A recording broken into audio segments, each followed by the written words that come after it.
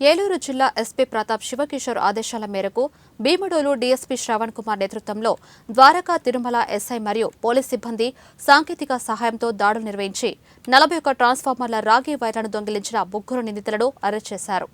నిందితుల నుంచి 639.75 కిలోల రాగి, నేరానికి ఉపయోగించిన వాహనాలు, సామగ్రి స్వాధీనం చేసుకున్నారు. రాగి విలువ 6,39,750గా అంచనా వేశారు. అనంతరం నిందితులపై సంబంధిత సెక్షన్ల కింద కేసు నమోదు చేసి దర్యాప్తు చేపట్టారు.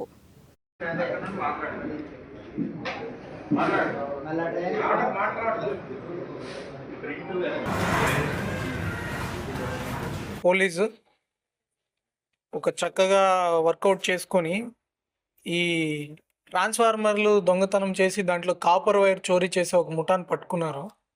దీంట్లో 4 ముద్దాయిలను అరెస్ట్ చేయడం జరిగింది. వీళ్ళు ఏం చేస్తున్నారంటే ఈ డబ్బు కోసము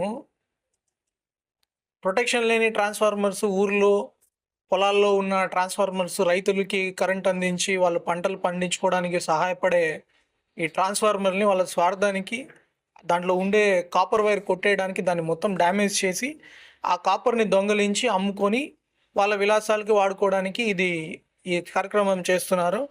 దీంట్లోనే మనము ఒక 41 ట్రాన్స్ఫార్మర్స్ వీళ్ళు ఏదైతే పగలకొట్టారు దాన్ని గుర్తించి ఒక్కొక్క ట్రాన్స్ఫార్మర్ విలువ వాళ్ళు ఎరెక్ట్ చేయాలనుకున్న ట్రాన్స్ఫార్మర్ రైతులకు ఉండాలనుకున్న అది 41 లక్షల వరకు కాస్ట్ అవుతుంది ప్రాపర్టీ, వీళ్ళు డ్యామేజ్ చేసిన ప్రాపర్టీ. కానీ వీళ్ళు చాలా తక్కువ అమౌంట్ కోసము ఆ రాగి వైర్ని దొంగలించుకొని ఒక 639 కిలోల రాగి వైర్ని దీని నుంచి దొంగలించారు వాళ్ళు. అదంతా వీళ్ళ దగ్గర నుంచి రికవర్ చేయడం జరిగింది. ఎవరైతే దొంగతనం చేశారో వాళ్ళే కాకుండా ఈ దొంగతనం చేసిన ప్రాపర్టీని కొన్న రిసీవర్ని కూడా అరెస్ట్ చేయడం జరుగుతుంది. సో వీళ్ళ మీద మొత్తం 16 కేసుల వరకు రిజిస్టర్ అయి ఉన్నాయి.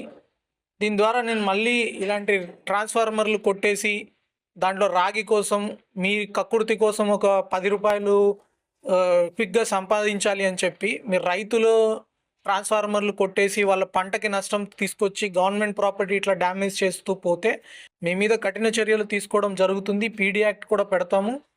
ప్లస్ ఇప్పుడు కూడా వీళ్ళని రిమాండ్ పంపించడానికి అన్ని చర్యలు తీసుకుంటాము. ఫాస్ట్ ట్రాక్లో వీళ్ళ చర్యలు కూడా వీళ్ళ మీద గట్టిగా ఉంటాయి. ఇది ఒక చిన్న నేరంగా భావించడం లేదు. ట్రాన్స్ఫార్మర్లు ఎవరైనా కొట్టి రైతులకు కానీ